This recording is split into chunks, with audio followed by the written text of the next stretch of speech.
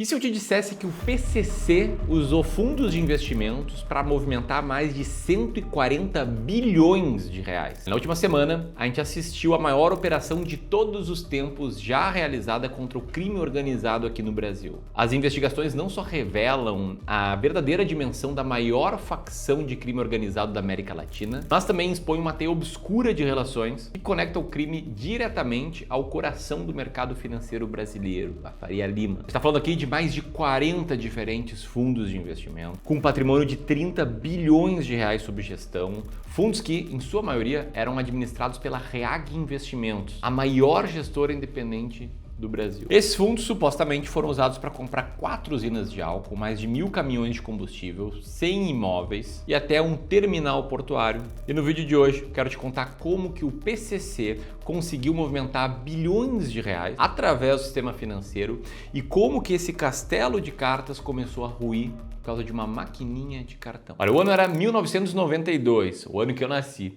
e num jogo de futebol, num presídio, 8 presos começaram uma rebelião e anunciaram a criação de uma facção. 30 anos depois, esses 8 presos se transformaram em milhares de membros da maior organização criminosa da América Latina. Durante um bom tempo, o PCC foi somente crime. As lideranças focavam em guerras por controles territoriais ou de cadeia, enfim, coisas simples. Porém, com a ascensão de um homem chamado Marcos Herbas Camacho, popularmente conhecido como Marcola, em 2002, o foco da organização virou o tráfico internacional de drogas. Dali para frente, o PCC não só cresceria, como também se tornaria um dos principais poderes paralelos do país, faturando bilhões e bilhões de dólares por ano. E aí, com o passar do tempo, o organizado, essa parte aqui passou a ficar cada vez mais relevante em relação ao crime, contexto do crime organizado. A gente começou a ver um nível de organização único aqui na história do Brasil e graças a essa organização, o PCC se tornou a maior facção criminosa de toda a América Latina. Essa facção foi demonstrando força ali a partir do início dos anos 2000. Em 2001, houve a maior rebelião da história até aquele momento,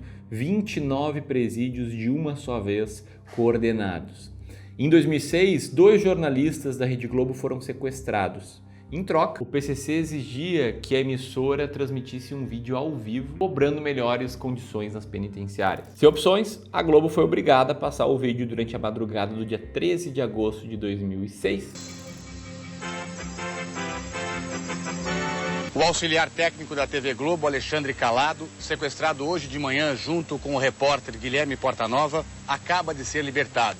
Os sequestradores o deixaram perto da emissora como integrante do primeiro... Naquele mesmo ano, em maio, a facção executou um ataque coordenado, até hoje considerado o maior deles, às forças de segurança do estado de São Paulo. Foram 59 agentes que se tornaram vítimas fatais. Foram ondas de ataque contra o transporte público e algo nunca antes visto na história da cidade de São Paulo. Durante 4 longos dias, o terror foi a regra. De lá para cá, não houve mais ataques desse tamanho. O PCC acabou escolhendo o caminho do dinheiro. Ele pensaria e passaria a agir como se fosse uma empresa, priorizando em especial o lucro e dessa forma conseguindo muito mais poder do que uma facção criminosa comum. Afinal, em qual outra empresa em que, se fossem presos toda a gerência, todos os diretores, todos os sócios, ela continuaria crescendo e multiplicando o lucro ano após ano? Enquanto o PCC se consolidava nas ruas e também nos presídios, um outro poder, muito mais discreto, operava no topo da cadeia alimentar da economia. Do outro lado dessa história, a gente tem a Avenida Faria Lima. Mas não pensa aqui nas ruas de São Paulo, tá? Pensa como o conceito de Faria Lima sendo o mercado financeiro. Se dinheiro tem um destino final no Brasil,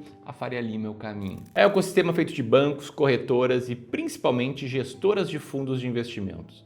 Nomes que estampam os jornais da economia, como a Reag Investimentos, a maior gestora independente do país, que administra um patrimônio de quase 300 bilhões de reais. Ali, bilhões de dólares são movimentados todos os dias em transações tão complexas que parece ter uma linguagem própria. E uma regra de ouro, chamada Know Your Client, ou seja, conheça seu cliente, saiba qual é a origem de cada centavo que está entrando aqui sob a tua custódia, sob a tua gestão. Em tese, o ambiente mais blindado e mais vigiado do país, e nós aqui do clube, que também somos uma gestora e uma consultoria de investimento, cara, a gente percebe como esses instrumentos funcionam.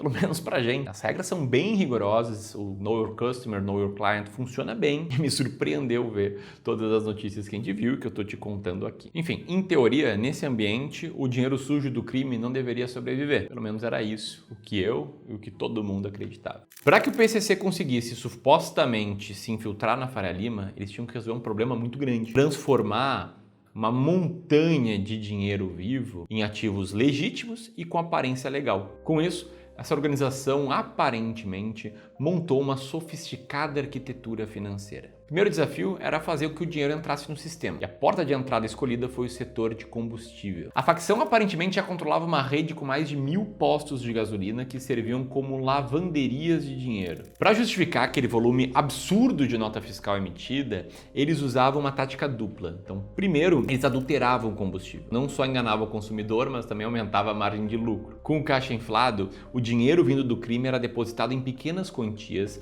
dia após dia, diluído no faturamento legítimo dos postos. Com o dinheiro dentro do sistema, eles tinham que tornar ele irrastreável. E aqui entra o núcleo financeiro da operação, liderado por personagens como Mohamed Hussein Murad, o primo, dono da Copap. O centro gravitacional dessa etapa era uma fintech chamada BK Bank. Apelidada de buraco negro pela Receita Federal, ela foi a ferramenta perfeita para embaralhar bilhões de reais. O BK Bank, através das suas maquininhas de cartão, usava um mecanismo chamado de conta bolsão, onde o dinheiro de vários clientes era misturado, era processado e era redistribuído, tornando praticamente impossível para que os órgãos de controle conseguissem saber quem enviou o que e para quem. Era como se fossem contas fantasmas, né? Essas movimentações, elas basicamente não tinham origem, mas tinham destino. Então, o dinheiro que entrava sujo ali nos postos de combustível, misturado, né, com um faturamento legítimo, ele agora passava por esse liquidificador financeiro, saindo do outro lado com um cheirinho e aparência de dinheiro novo. E aqui a gente entra na etapa final,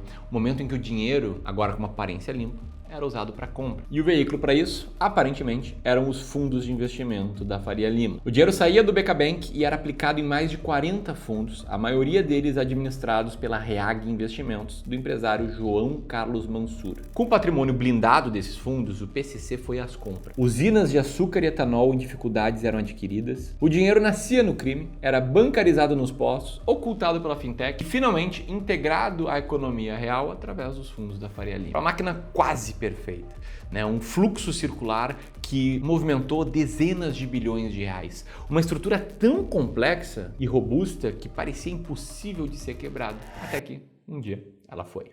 Em 2020, no auge da pandemia, em Santos, numa batida da polícia militar a uma casa de jogos de azar clandestina, eles encontraram algo estranho. Uma maquininha de cartão registrada em nome de um posto de gasolina de Campinas, cidade que fica a mais de 200 quilômetros de Santos. Por que uma maquininha de um lugar tão distante estaria ali processando dinheiro do jogo ilegal? Esse viria a ser o primeiro nó desfeito dessa linha que chegaria diretamente na BK Bank, passando pelo setor de combustíveis, através da Aster Copap e terminando no centro do sistema financeiro. Bom, aquele fio solto, aquela maquininha de cartão de crédito em Santos, levou os investigadores a uma teia tão complexa que foi preciso de uma força-tarefa para conseguir entender tudo aquilo. Aí, 3 mega operações distintas foram simultaneamente deflagradas: Carbono Oculto, Quasar e Tanque. O objetivo era um só: asfixiar financeiramente o PCC. Uma ação coordenada, 1.400 agentes da Polícia Federal,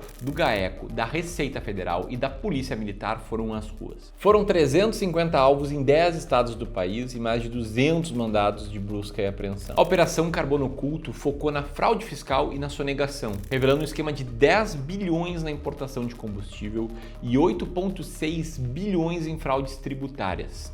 Sozinha, ela rastreou movimentações de 52 bilhões de reais. A Operação Quasar mirou na rede de lavagem de dinheiro através dos fundos de investimento, descobrindo uma teia complexa de compras e vendas simuladas de imóveis e títulos entre as empresas do mesmo grupo para ocultar a origem dos valores. E a Operação Tanque, no Paraná, desarticulou a estrutura que usava postos, holdings e instituições de pagamentos que desde 2019 já tinha movimentado 23 bilhões de reais. Juntas, elas revelaram um esquema que movimentou mais de 140 bilhões. Os investigadores, então, seguiram o dinheiro e assim eles conseguiram mapear quais eram os dois núcleos da organização. O núcleo da economia real, em que eles controlavam usinas, distribuidoras e postos, e o núcleo financeiro, com a Reag Investimentos e o BK Bank, que blindava o patrimônio. Descobriram mais de 40 fundos de investimentos e um patrimônio de 30 bilhões de reais. Esses aqui eram fundos que recebiam recursos das operações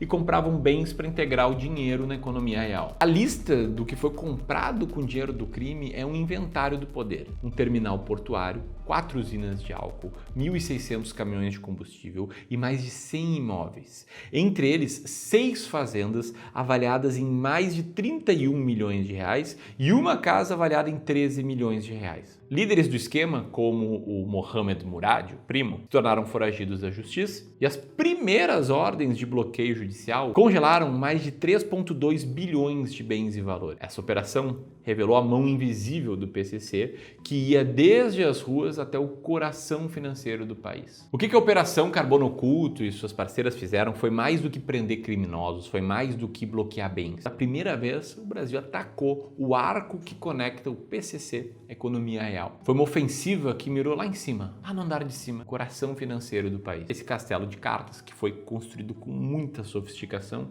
começou a desmoronar. E a sua queda revelou a verdadeira dimensão do poder que construiu o PCC. Bom, esse escândalo expôs como as regras rigorosas do mercado financeiro, feitas para blindar o sistema desse tipo de coisa, acabam funcionando só para quem faz tudo corretamente e que, eventualmente, quem tem muito poder, influência e dinheiro, consegue driblar tudo isso. Líderes como Mohamed, o primo Murad, continuam foragidos e as consequências dessa infiltração ainda são incertas. A única certeza é que a imagem do crime no Brasil mudou. O poder do PCC, que durante muitos anos operou nas sombras do mercado, foi finalmente exposto. E a questão que fica não é se o crime pode alcançar o topo da economia, mas sim quem mais está lá em cima fazendo negócios com ele. Agora, me conta aqui embaixo, você gostou desse conteúdo? Quer ouvir mais histórias de escândalos financeiros como esse? Se sim, deixa aqui nos comentários e me conta o que você achou dessa história toda. Você ficou tão abismado com a proporção que tudo isso tomou quanto eu fiquei? Quero saber a tua opinião. Deixa teu comentário, te inscreve no canal. Se quiser conhecer nossos serviços, espera tá aqui. Um grande abraço e até mais.